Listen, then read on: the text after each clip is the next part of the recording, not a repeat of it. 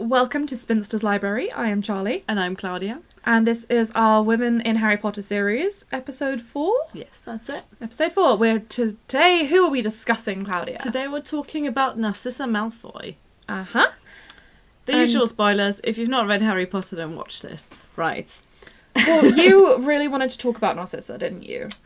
Yeah, so she is one of the more interesting minor characters, and she is very minor. Yeah. She's barely in the books. I don't even think she's mentioned in all of them, is she? Yeah, the first time Harry sees her is at the World Cup in the fourth book. Lucius Malfoy is really the Malfoy parent. The Malfoy parent.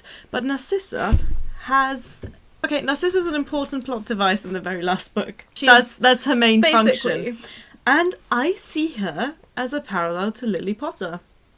Do you? Yes, because explain that. Lily Potter, Molly Weasley, and Narcissa Malfoy are the defining mother figures.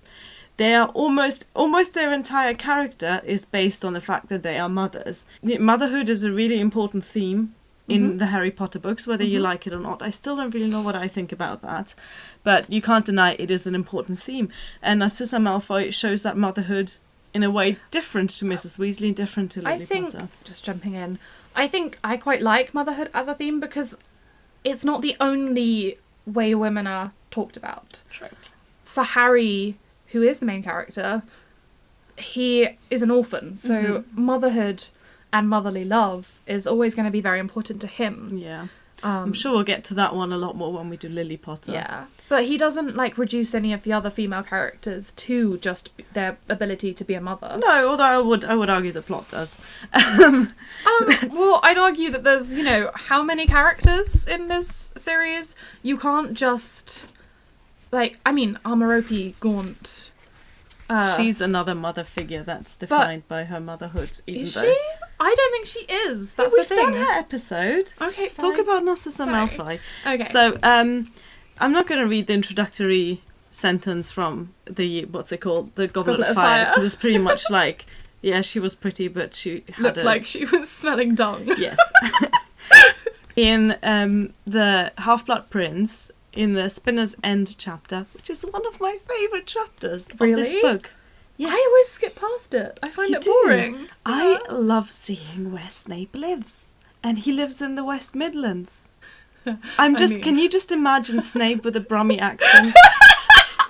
Oh my god, I hadn't thought of that. Every time I read that, I imagine him with my in-laws' voices. Oh no. Okay. Oh no, I'm never going to be able to read these books again.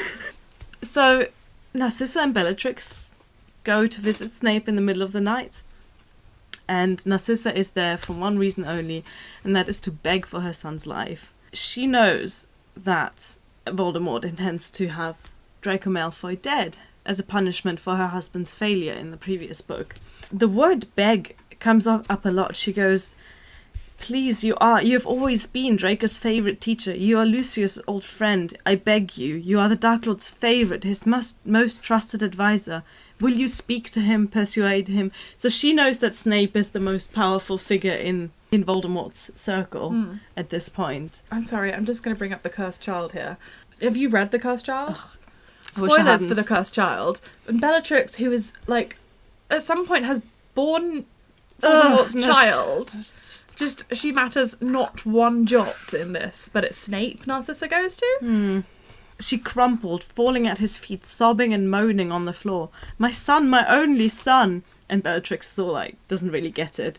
He's like, "I would be happy to have my son die for him." Yeah, the first time that Narcissa Malfoy actually speaks a line, it's all about Draco. She seems to be attached to Lucius as well. We see that mostly in the Deathly Hallows. The three of them stick together, they're a family.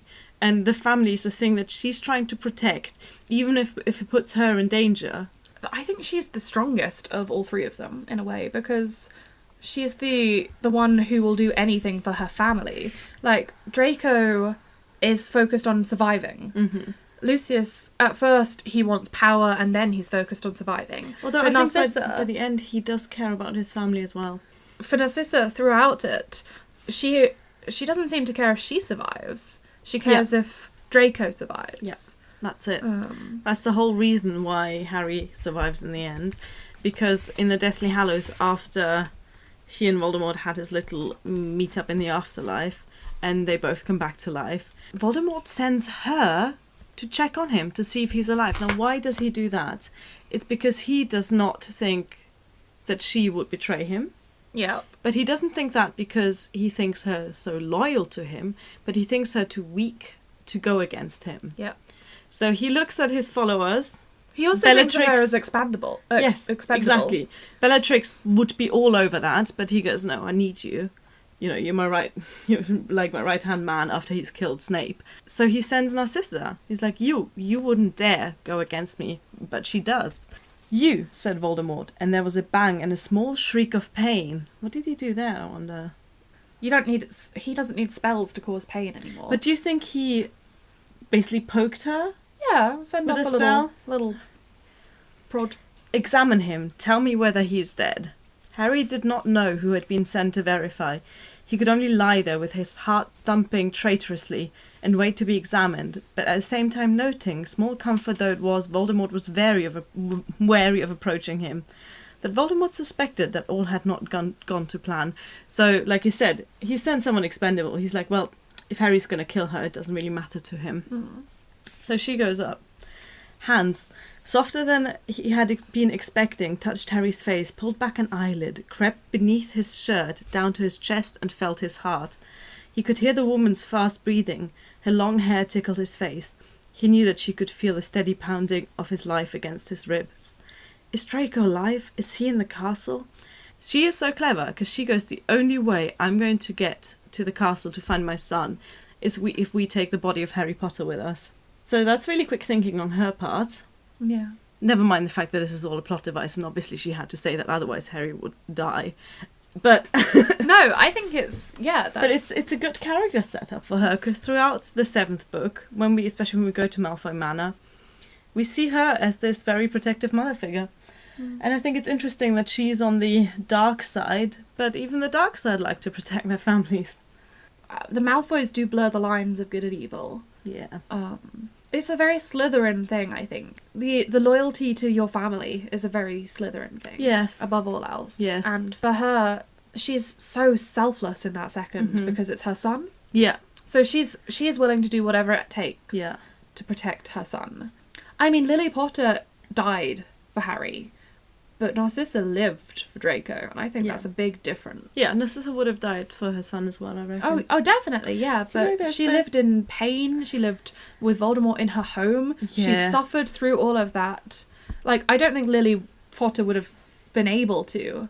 Like, I don't know. We don't know that much about Lily. So, I just remember the scene in The Half-Blood Prince where she goes to see Snape, that Bellatrix tries to hold her back, and Narcissa goes, I'll actually kill you, get off me. Yeah. She will stop at nothing. Yeah. And she does not care about good or evil. She doesn't care. She's a racist. Yeah. We know how she behaves towards Hermione when she sees her in the shop. Yeah. But she doesn't care whether Voldemort lives or dies by the end, because all she wants to do is get to her son. Yeah. I mean, I still hate her. She's not a nice person. No.